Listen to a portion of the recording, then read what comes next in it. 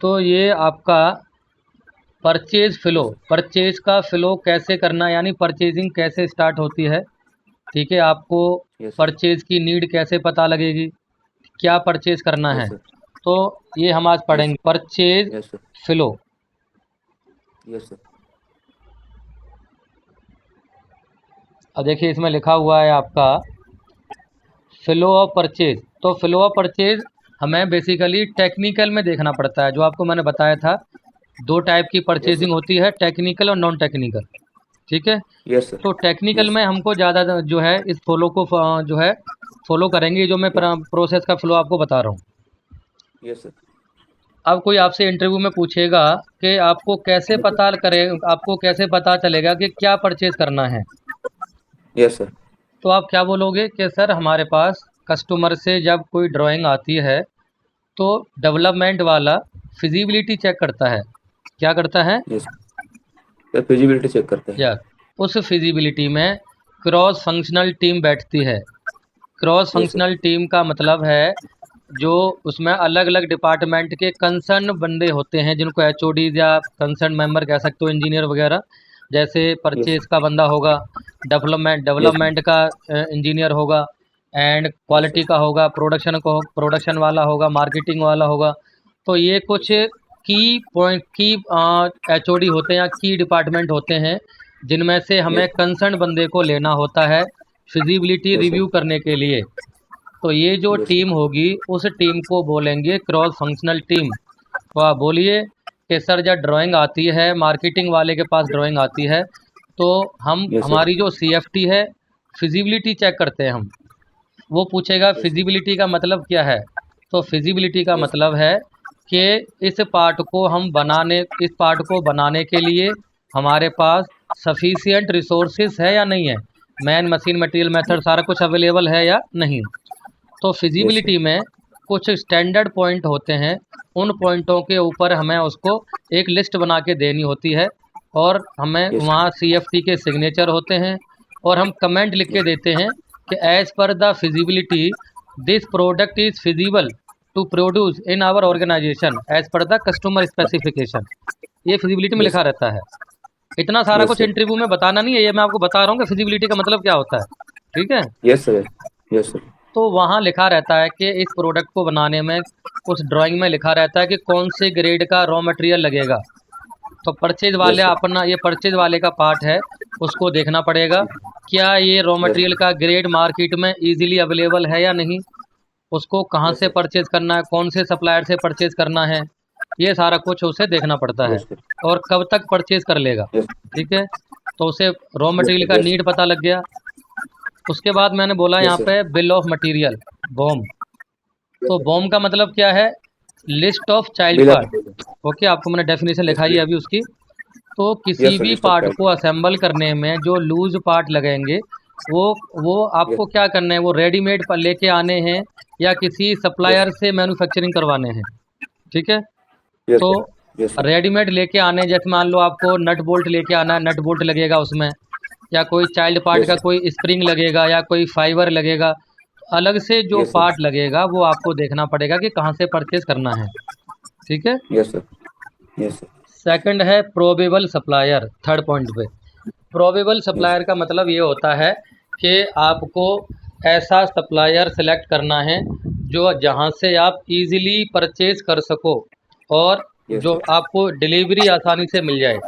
पता लगे आपने यस। कोई मटेरियल परचेज करने के लिए सप्लायर अपने से दूसरी सिटी से देखा है, वो सिटी काफ़ी दूर है, तो वहाँ से यस सर। मटेरियल लाने में, परचेज करने में दिक्कतों का सामना करना पड़ सकता है।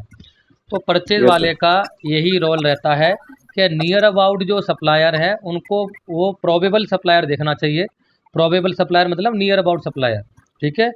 क्योंकि यस। जब परचेजिंग की जाती है ना, तो रिस्क असेसमेंट किया जाता है। जब आपको मैं आईएसओ का एक क्लॉज पढ़ाऊँगा, वहाँ पे रिस्क यस। असेसमेंट के बारे में बताई गई है। परचेज़ करने के लिए जब आप कोई भी चीज़ यस। परचेज़ करोगे तो रिस्क असेसमेंट भी करोगे।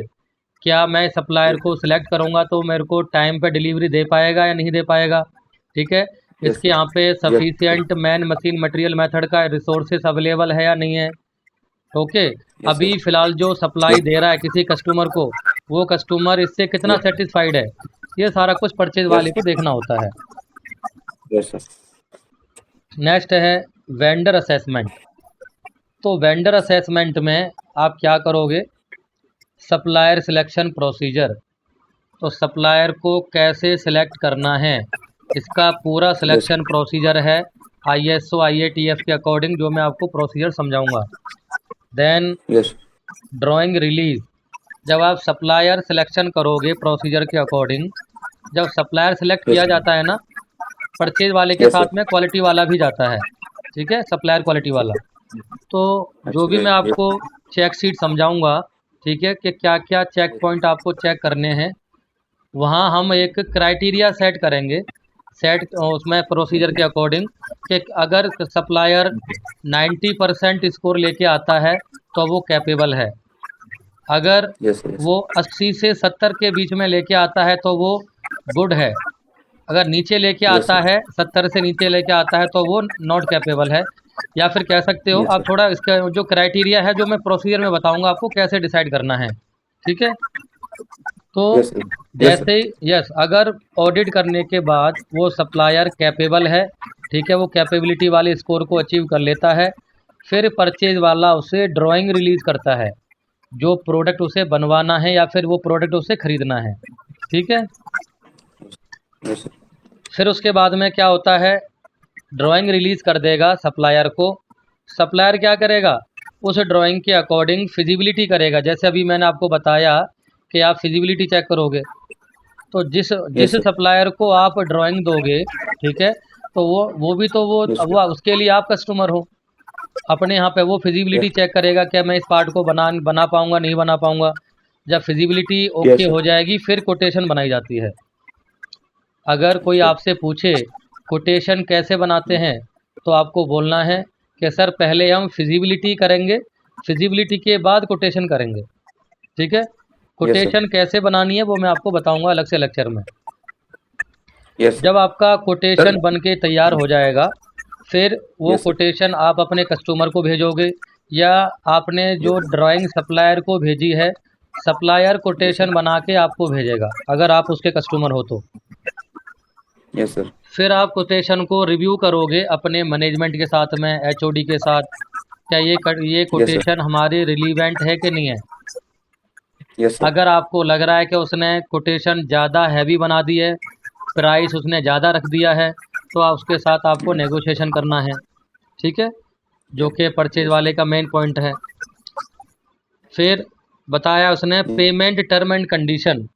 जब कोटेशन अप्रूव्ड हो जाएगी, फिर आप जब उसको PO बना के जब दोगे कोटेशन अप्रूव्ड Yes, sir. होने के बाद, तो PO में सारी डिटेल लिखी रहती है, पेमेंट टर्म के बारे Yes. में, प्रोडक्ट डिटेल के बारे में, लीड टाइम के बारे में, वटेवर सारा कुछ, जो मैं आपको PO का एक अभी लेक्चर लूँगा, Yes. ठीक है।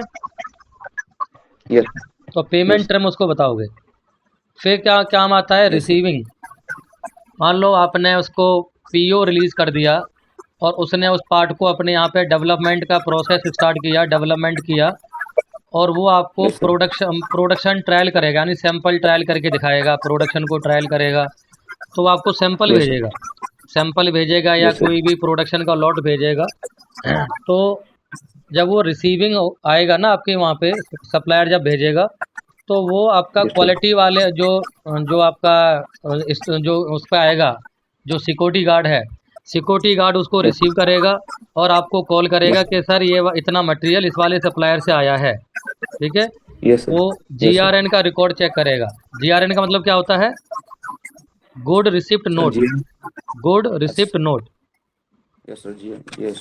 गुड रिसीव नोट लिख लो। जो GRN में सारा जो डिटेल लिखी हुई है उसके अकॉर्डिंग वो मटेरियल को चेक करेगा, क्वांटिटी वगैरह, पैकिंग वगैरह, अगर वो ठीक है देन फिर वो आपको इन्फॉर्म करके अंदर ले लेगा मटेरियल को। फिर आप क्या करोगे, Yes, sir. क्वालिटी वाले को हैंड ओवर दे दोगे। किसको, Yes. sir. क्वालिटी वाले को। तो क्वालिटी Yes, वाला sir. चेक करके बताएगा आपको क्या ये मटेरियल ठीक है या नहीं है। अगर ठीक है तो आप रिसीव कर लोगे।